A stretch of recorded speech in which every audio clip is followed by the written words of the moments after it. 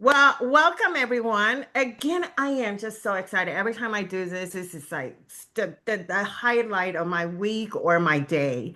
And today, especially, we have the Reverend Dr. Melissa Ellison. And geez, gosh, let me read up all that's about her. She is a pastor, so a teaching elder, but she really is a teacher at her heart, and she loves doing that. And she's also a conflict mediator, which we all need that, right, on a daily basis. And then she's a justice practitioner, which is very interesting. We want to talk about that. And she currently serves as the Presbyterian co-leader, because you're calling another We are co-leader because it's huge, and we all know. co-leader without the co is what I Right. keep saying. There you go. And but she's also the state clerk for Detroit Presbytery. And for some of us, we know Detroit Presbytery has been I don't know, in a very interesting situation. So I know she's worked so hard. And so I really so admire her, and I just adore her. And so I'm just super excited. She's willing to come on and talk with us.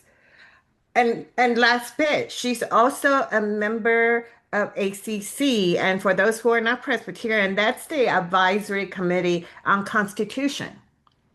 So state clerk and someone really try to interpret it, in decently and in order for the rest of us. And so that she's phenomenal. I just think she's the whole package. Wow, Francis, I should have you introduce me in every congregation where I have to go in for conflict mediation. Yeah, call me in. I will be there for you. I will be there for you because I really think you're great. So, What do you not do in Detroit as you Oh, kind of as you're reading the list? trust me, there's plenty of things that I do not do. We all have to know our so limits, know our limits. yeah. So, Melissa, talk to us. Like, talk to us about ministry right now. Talk to us with, your hope for this denomination. And like, how do we help each other getting to the point of where we can truly live in this harmony? Where, I mean, come on. I mean, I Yes, know I'm like so idealistic, but I think that's good. no, but I think it is a place that we need to, strive toward, right? So, Hmm. yeah, just speak with us. Tell Yes. us. Happy. I can expand on the bio just a little bit. So I am a native Michigander, so grew up here in Michigan and attended one of our great Presbyterian related colleges, Go Scots, Alma College, and attended Louisville Presbyterian Theological Seminary. My first call was a rural congregation in Michigan. And then I spent 10 years as head of staff and pastor in Rochester, New York. And before coming back to Michigan, I served as a congregational pastor in Ann Arbor. And so, yes, you have to really love the University of Michigan to live in Ann Arbor. Do you have the Uh, tattoo and everything with it? Tattoos I have. U of M does not reside anywhere on there.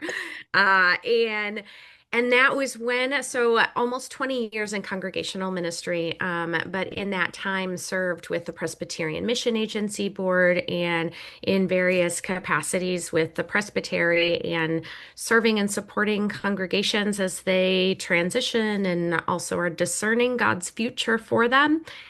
And polity has always been my happy place. Very, very happy place. So I was telling the story last night with the commissioners that are attending General Assembly that I was that kid who went through confirmation at the very, very beautiful age of 13, as all young teenagers are. I also have raised two daughters, so a lot of thoughts on that. But at 13, I was the one who was writing the stated clerk of my synod, George Baird, because I wanted my very own copy of the Book of Order and Book of Confessions. To which he wrote a little note in them, and I still have them to this day. It was a great indicator of the polity nerdiness that would fully follow me in ministry. And after a season serving in Ann Arbor, I felt called to the Presbytery of Detroit to serve as the stated clerk. And the Presbytery of Detroit is under original jurisdiction of the Synod of the Covenant. And so that makes the adventure in navigating leadership very unique in so many ways. But it is a calling, right? I had been here for a few years. I knew just on the surface at that time a lot of the challenges that the presbytery was facing, and I felt called to help be a part of the ways that God was going to continue to be active and continues to be active in working to support the presbytery. So conflict mediation is actually so it's very much in who I am. Conflict for me, I love it. I'm an Enneagram 8, and so I'm like, just bring it. But also to me, conflict is an opportunity for us to learn amidst our differences. And so to me, conflict is a great thing because it means that we are seeing the world or whatever it is differently. And how do we have the skills and tools to be able to have the conversation about our differences? So I'm really committed to really building my toolbox. And I did that as a hobby during COVID, as people will. So my hobby during COVID was becoming a trained civil mediator, and I volunteered with Washtenaw County to mediate small claims court cases. Wow. So why not, Wow. right? Why not? Like, I get to see how Presbyterians fight all the time, so I'm curious, what does this look like in other spaces? Um, Do we so fight better? we fight differently. Oh my goodness. But we still all fight over the color of carpet and whether or not a tree is on our property. So that's still that those skills still come up in my work as stated clerk. And yeah, so being here in the Presbytery of Detroit is really a unique opportunity because it is full of incredible and faithful people and a long and rich legacy and history that also includes systemic racism. And so, how we are learning, especially those of us in white communities and with white identity, how are we understanding how we are showing up in the world and how the way in which this country, this nation, our communities, our churches have not contributed in positive ways within our denomination specifically. So hearing those stories from the presbytery, learning more about not only the conflicts, but the harm and the hurt that has happened here, and being able to tie that into the larger story of our denomination, but also Detroit in and of itself, which has a unique history and legacy. So in a lot of ways, I also am a historian. I joke that I spend my lunch breaks reading minutes of the Presbytery of Detroit that go all the way back to the 1940s, Oh my because I goodness. learned so much. I learned so much. So yeah, it was a pretty natural place when the call came for me to serve on the advisory committee on the Constitution. So now I spend more lunch breaks reading, past PJC cases. We all have to have our hobbies. So Well, I'm glad. I'm glad someone has a life that's oriented toward that. But because most of us it was just like PJC. No, no, no. I don't want to hear it. I don't want to hear it. Right? And to have someone who actually enjoyed reading all those cases, which yeah. yeah, I want to kind of also explain to us PJC, because this is not, we're hoping this is not just for Presbyterian. Yeah. Um, and so share with us. So, the Permanent Judicial Commission, or a committee of the Presbyterian Church, one of the foundational aspects of who we are as Presbyterians is this deep understanding that we are accountable. We are accountable to God and we are accountable to one another. So, the value of membership within the Presbyterian Church, there are so many of those as we celebrate our identity as children of God, but also knowing that in those moments where we do make choices that don't always align with who God intends us to be and the ways in which that our polity is set up, that there is a way in order for members to hold one another accountable. And the goal there is ultimately restoration, restoration in our membership, restoration in our relationships. So that's really for me where those mediation pieces come in. Often people think about our disciplinary process as, oh, we have Presbyterian police. And I'm like, no, we don't. And sometimes when I'm called into congregations where there's conflict, I'll be listening to the various voices and I'm because they'll ask for mediation, and then I'll say, so here's my understanding of mediation. And what I'm hearing is you want an arbitrator. You want someone to say that you're right. And I don't do that. That's not my job. That's not part of how we understand ourselves.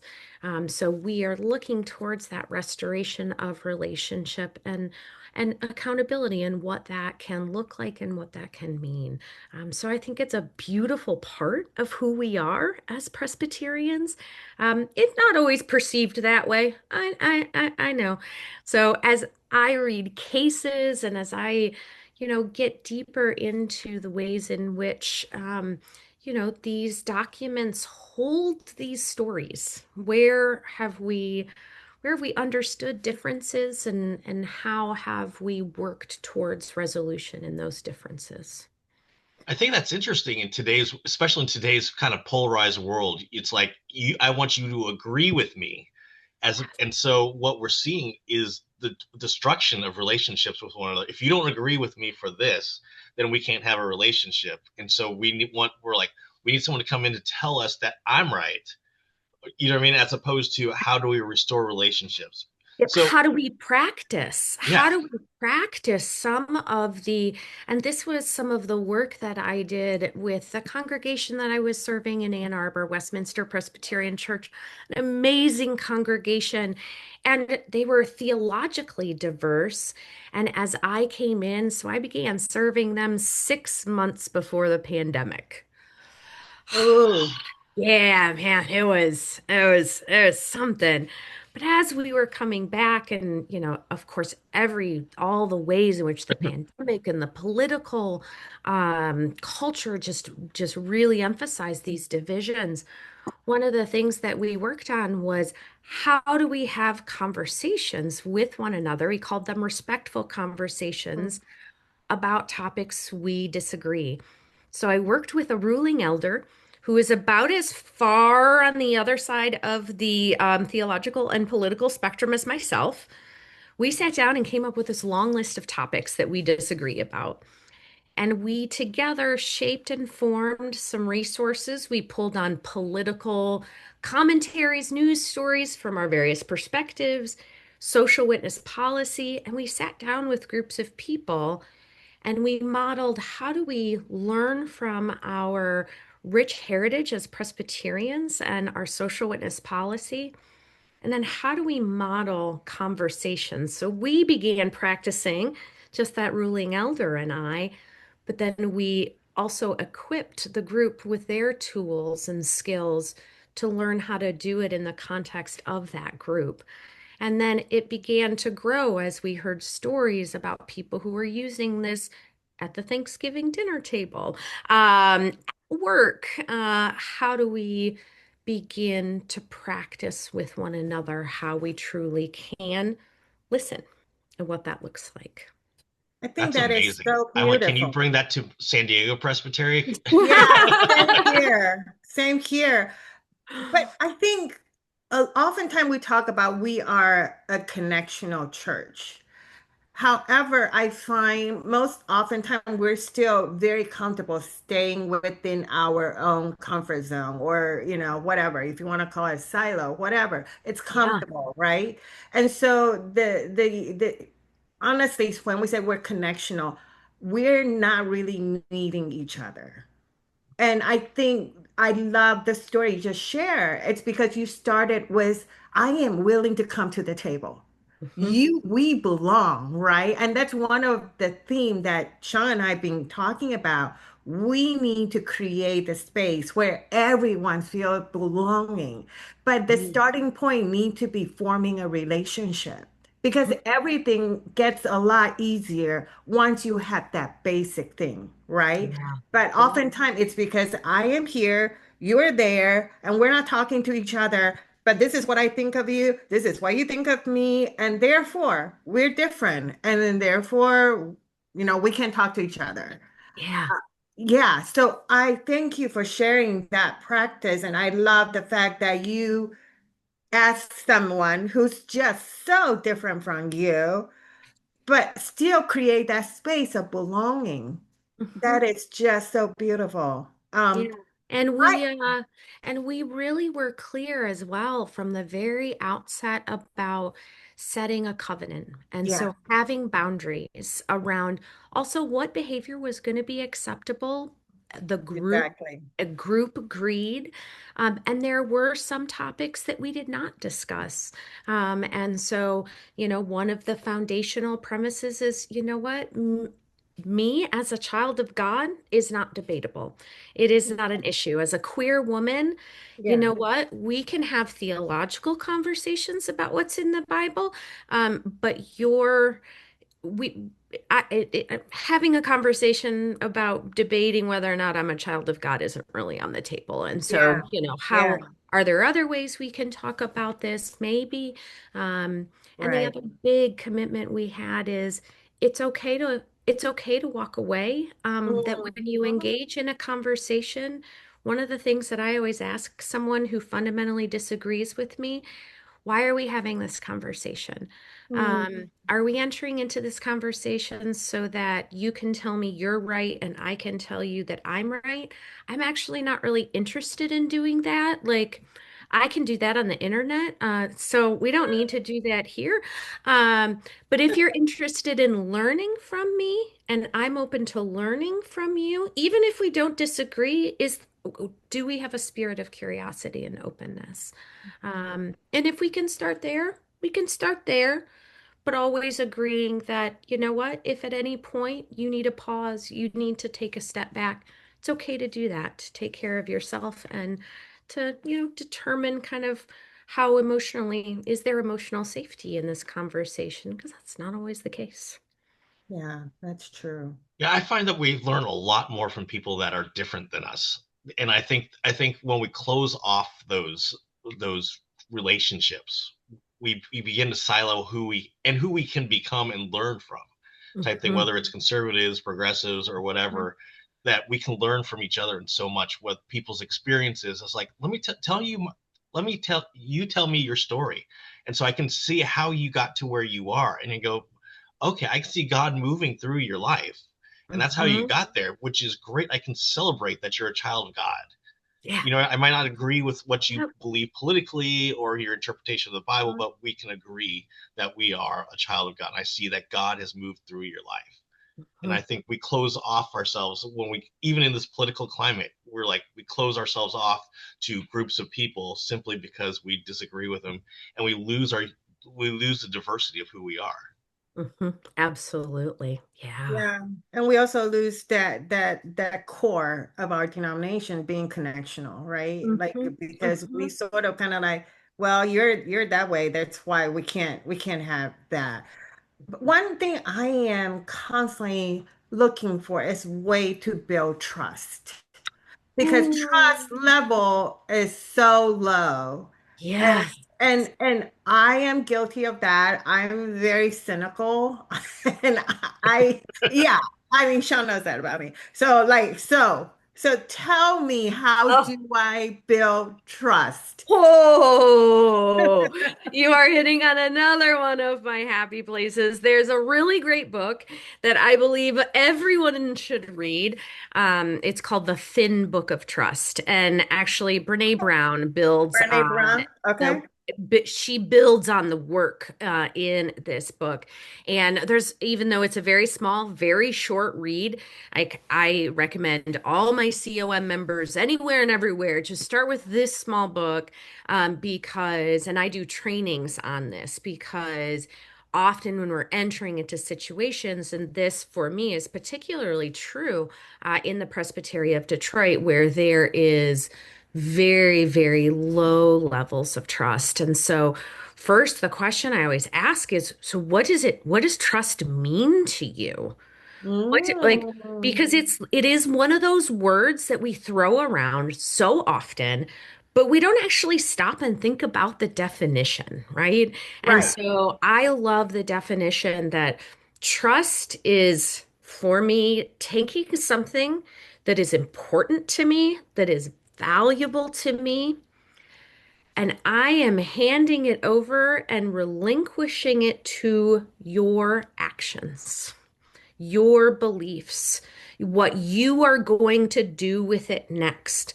I am not in control of what I have now handed. So, a lot of times, asking about trust is asking about what's important here. So, what is valuable? What are our values? What is it about making this vulnerable to the actions of others that is so challenging? So, what does that begin to look like when we start framing it in that definition?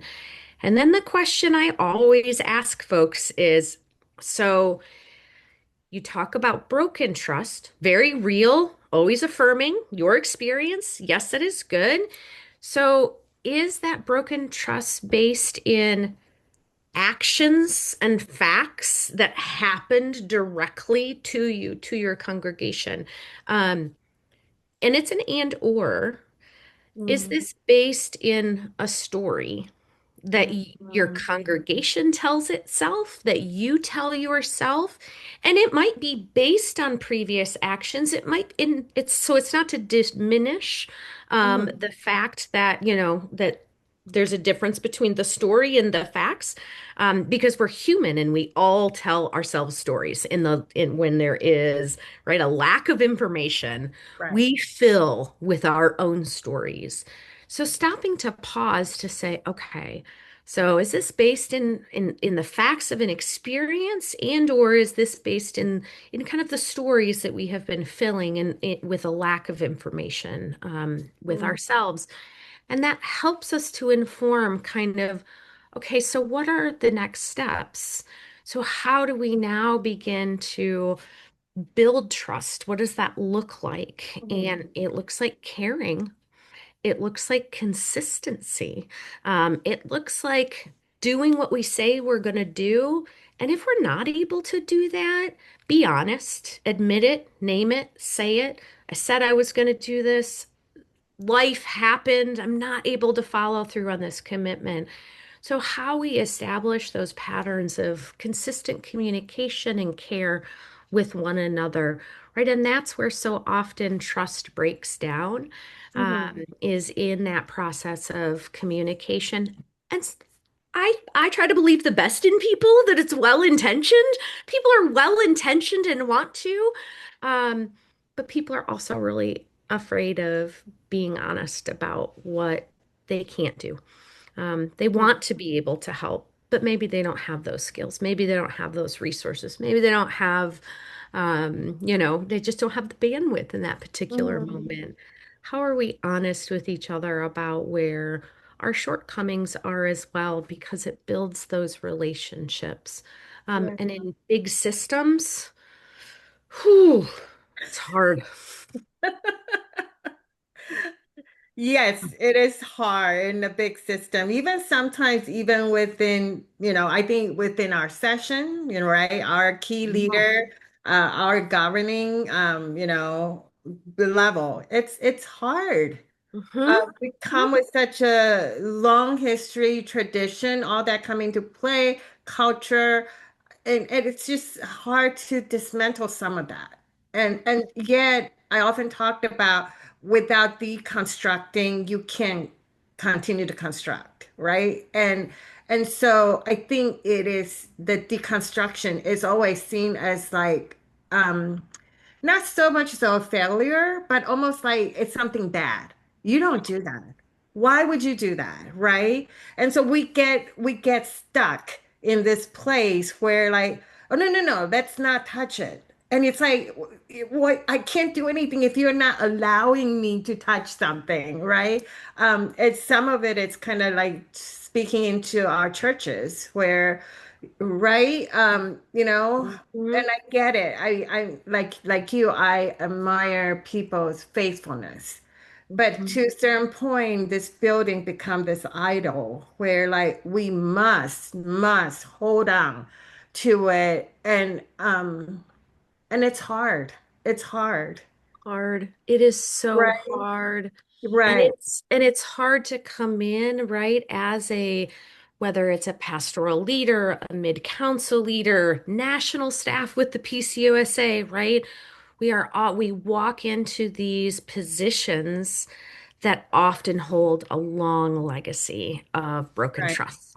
And Right. so I think about myself in my role, knowing that there is a long history of broken trust with the office and position Mhm. that I hold. Because I hear frequently, Melissa, it's not you. And I'm like, we trust you. I'm like, yeah. Right. And right. And that has echoed through every pastorate I've ever had. Like, we Right. trust you, but here's Right. So what many has times that happened. happens.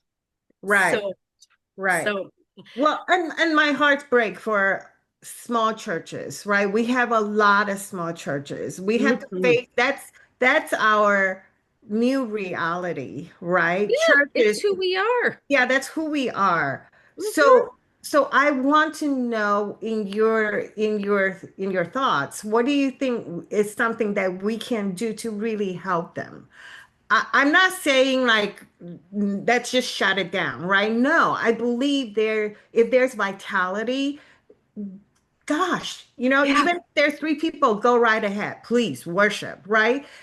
But see, that's where I start to struggle as a mid-council leaders where I have churches in a very rural area out in the desert, and they're going to have a hard time finding the next pastor, and you are trying, they're so faithful, and you are kind of like, oh boy, I know this is going to take a long time, right? For mhm. you to find somebody who's willing to come this way. And that's not just, I think even San Diego Presbytery, they're more kind of in this urban setting, but they're still, right? It's hard for people to just find pastors right now. Yeah. And so, how do we provide our people with some hope? And I'd Mm, love to talk about the story. The church in Palm Springs, in my presbytery, they waited 6 years to call a pastor. 6 years, wow. right? And I am like, you guys, amazing. Thank you for Yeah. waiting. And they're so happy right now.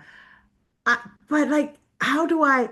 6 years is a long time. For some of us, that's an eternity, right? And Yeah. so I find like, how do we give hope to our people? I don't know.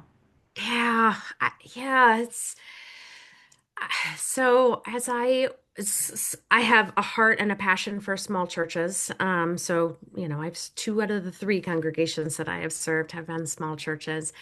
And now as in my role as Presbytery co-leader and stated clerk, right? Sometimes I have my stated clerk hat on and a lot of what I do is process and that doesn't feel very pastoral. And I often say, Polity is pastoral. I know it doesn't always feel that way, but know that my heart is there in as I sit with you and hear your stories, right? And part is this just this monumental cultural shift that we have to deal with in terms of rampant capitalism that insists that bigger is better, right? And so you are only of value if you have a lot of money and you have a lot of, and we see that in other church spaces like why are you I've been accused of hiding the like special manual that teaches churches how to grow. I'm like, "Oh, friends." They're like, "I know you have a list. You have a list that'll tell us how to grow." I'm like, "I don't. I really don't. I don't, friends." It so Francis and Shauna, you both know as pastoral leaders that that's sitting with and holding the stories of the people and affirming their dignity and their worth as children of God. How many times I walk into churches and I hear over and over again, but we're so old. And I'm like, friends, you're not giving me much hope here because that's the only direction I've got to go is old. So you're telling me, and everyone laughs. And I'm like, you have wisdom and you have value and you have skills and you have experience. I know your body is not working the way you'd like it to. I know your mind is not working quite the same way that you would like it to, but that does not mean you are any less of a child of God. And you are, there is, that does not diminish who you are as a community of faith. It does mean we have to do things differently. It means that we have to follow as disciples differently. We have to be open to possibilities that might break our hearts because we do get so attached to our sacred spaces and our and I get deep in my soul. I get that.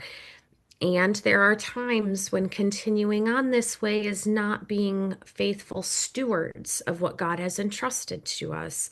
So, how do we begin to have conversations about what it means to be a steward for Mm, ministry to live beyond just us and yeah, this building? And do you as a congregation have the energy to invest in some of that imaginative work? Um, and that's not always, there are plenty of congregations that are like, nope, we don't, we're done. And it's like, I mean, okay, like let's find ways to honor that and to celebrate the ministry that's happened here.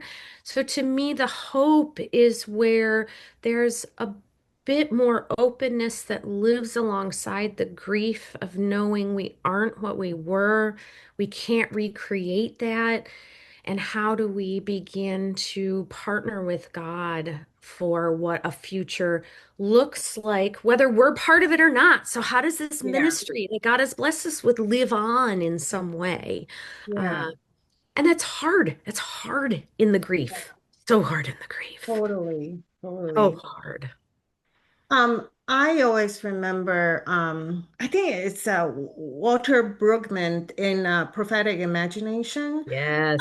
He talks about this, our calling as shepherds, right? We are called to shepherd the people that God had entrusted us. And I find that so beautiful, yet so hard, So so hard hard. to do, right? I can't even be responsible fully for my own child. How am I going to really shepherd Yes. people who I know God entrusted to me, right? And so in this season of all this, uncertainties, polarities, I mean, I wonder, as a mid-council leader, how do you also care for your pastors? Because we talked about the congregations, and I also Mhm. find a lot of our pastors they have such passion and they are so faithful to their calling. Oh, They know, I mean, they are shepherding the people who God had entrusted to them, yet they are just so tired. so tired. And we can do, I mean, Sean does a lot of, preaching whenever being called. I do that as well. I'm sure you Hmm. do. Hmm. But that's like, okay, I can only, I'm giving you 2 hours or Yeah. something like that on a Sunday. But like, how do we be like more concretely? Like, how do we help them? Because I feel like they're the one that's really on the ground and I almost feel sometimes I feel like, yeah, I have a lot of stuff going on, but they are like their daily grind. And so how do we help them? Oh my goodness. So much grace upon grace with pastoral leaders right now. Oh my goodness. Just so, so much. There's the one-on-one connections and, you know, at, connecting over lunch, being able to have those phone calls, right? And that only goes so far in terms of, right, like I don't think I have the magic to be able to help relieve that burden just in a Right, conversation, like, right? right. That is far from the truth. But so Francis, what I thought about, so Francis and I, Sean, you probably know, were together at Presbytery Leader Formation last week, Yep. and it was so good. It was my first residency. And you know what I watched over and over again was we had this week apart and together and how many of my colleagues were continuing in this time apart in this what really could have been Sabbath time, how many of them were still frantically responding to emails, were involved Like in Francis? meetings in break times. Um, I'm not making eye contact with Francis. As I'm watching this take place and going, sometimes one of the best ways that we can help support our pastoral leaders is modeling the boundaries that we encourage them to be setting for themselves for Sabbath and renewal time. And so it's not just being rigid and hardcore about those boundaries, though sometimes that is needed, but it is the practice and saying, you know what? I'm on residency retreat with colleagues this week, and I'm available for these following things, or I'm available for nothing. Because I value the energy and the filling up my cup that comes from being with my colleagues in this space and being able to pass that along to pastoral leaders to say, when you take vacation, when you take your Sabbath, when you're doing those continuing ed times that are filling your cup, be present, be fully present, and don't be responding to those emails. Set those boundaries for yourself and for your congregation, because that is a huge part of how we are caring for ourselves during these exhausting times. So that's one way that I model with pastoral leaders. And the other thing that was a Lenten practice for me, I don't know, 15 years ago, forever ago.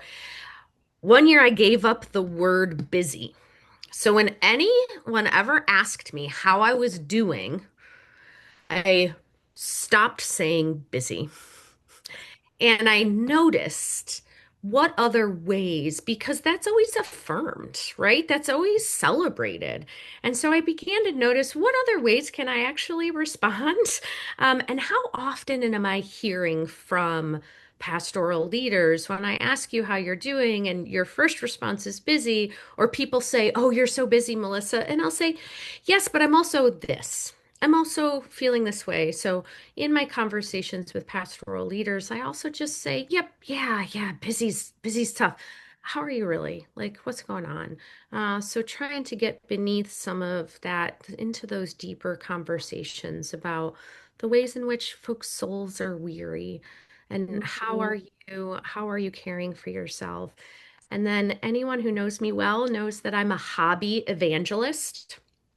Um, I am hobby evangelist. So I am a firm believer that you start young, finding as many hobbies as you can, try them, quit them, do whatever, have something else that you do that is not work.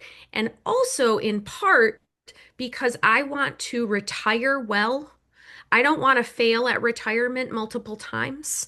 When I do it, I'm going to be ready for it, and I want to have things that already have filled my cup and I am able to begin to fully engage in new ways. So I'm a hobby evangelist. I will happily tell people all my hobbies that I do and have quit and have come back to, and because we all have to have something more. Now I'm super curious. Is sourdough like everyone did during COVID? Were you a sourdough bread person? So here's a funny story. I did not know because I did mediation as my hobby in during COVID. I started a sourdough after COVID. Its name was Spidey, and I love to tend things. And I tended this sourdough for a year and a half, and my wife and my children kept asking me, "Are you ever going to bake with it?" And I never did. And it got lost in the Oh, move. So I tended sourdough, but I never baked with oh it. my goodness. What's a tell us one that you think it'll stick? One of my hobbies, so one of my hobbies that has stuck now for a number of years is I watercolor paint. Ah, Because again, Enneagram 8. And so when I'm in my very anxious and stressed ways, I often will gravitate towards trying to control and hang on to things. mm, And watercolor painting is a spiritual practice for me of I am not in control of water. mm. I And love that. so I take classes twice a month with a small group of wonderful women. And yeah, so I watercolor paint. There you go. There Wow. you go. Kind of Yep. going back, like I've done the therapy thing, and I was like, because I'm tired, I'm burned out. She's like, you know what your problem is, Sean, is your self-worth is tied to what you produce. She tells me that all the time, is that she's like, unless you produce something, you have no self-worth. She's like, you need to get out of Mm, that. I'm like, how do I get out of that feeling that I need to produce something constantly? So that keeps the busyness like Sabbath, being able to take a break. I'm like, I need to be producing something. Even that, like, I was recently on vacation. Actually, I'm on vacation this week. Like, I'm like, I sat there, I binged watched like F1 survive, Drive to Survive for a little while, and I was like, okay. And then I'm like, I need to scrub the floors. And so, so then I scrubbed. So I was like, out of nowhere, I scrubbed the floors. So I'm like, you know what I need to do? I need to steam clean the carpet. so so I think that part of that is just in the society that we were kind of in, that we need to produce, that stopping is so antithetic to what who and what we are. Is that Mhm. is that is like I'm planning a trip to Europe in October for my wife's and my 30th anniversary, and I was like, they have the Congratulations. siesta thing. What am I supposed to do during that time? I'm like, there's got to be something to do during that siesta time. oh What my do we? God. But I think it is a cultural thing for us. Is that it's Totally. not just me that my therapist is telling me, but it's all of us. Is what we produce is what creates our self of sense of worth. Yes.